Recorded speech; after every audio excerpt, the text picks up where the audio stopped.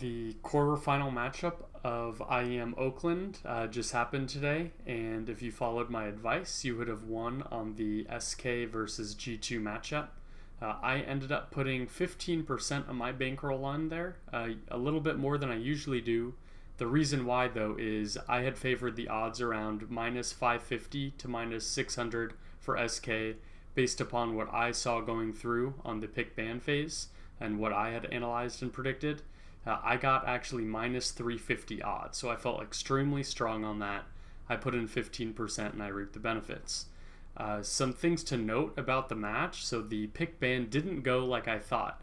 I thought G2 should have picked Nuke because it's one of SK's weakest maps, if not the weakest map, and G2 has a decent Nuke. They did actually end up picking that, which was great. I thought that was a good start for them. Just like I had predicted, so I wasn't worried about that. Then SK immediately picked Train. The thing that threw me off, though, is SK let Dust 2 go through the map veto. I thought they would want to go to Cobblestone. SK have been practicing that map a lot and have let it go through to the likes of Mousesport. So I guess I saw that. Going into it, I thought that the only way that G2 had a chance to win is if they got to play on both Nuke and Dust 2 because they have beat SK on Dust 2. They just got outperformed. Honestly, the Nuke game, right, that wasn't very close. SK's terrible at it, but the other twos were just a spanking. So that was an easy win there. Regarding the NiP Immortals game, I wasn't on that game just because, as I mentioned earlier, Immortals is a new team. I don't know what their map pool is like. I don't know how they're going to play. And NiP is just getting Pith back, which could change things up. Looking forward to tomorrow, the matchups will be SK and Astralis going on first. Some things to note. So Astralis has a semi-new team there. They do have Valde. They looked on fire in the opening games. They won their group 4-1 because they beat the Immortals. Immortals were also 4-1 with a new team. I'm taking that as my cue to not bet on that game.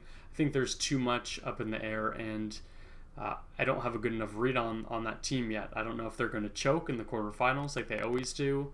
I don't know if they're going to play lights out. If they played like they did earlier, they have a chance to beat SK, and I just don't know what their map pool is like and what they've been practicing a lot of. I'm guessing that they'll go for a Nuke pick, so if I had to bet on that game, I would pick Astralis plus 1.5 against SK, but then again, I'm skipping it. The second game that I will also be skipping is FaZe versus NiP.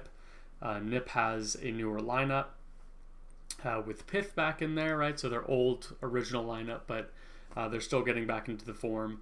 They looked great. They looked on fire today. They stomped Immortals.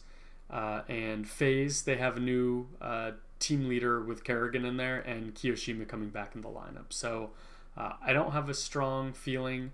If I change my mind, I'll put up another video. I may do that tomorrow morning. But in general, if I do bet on it, it will be something like 0.5 to 1% of my bankroll just to have some fun. But again, I don't agree with that.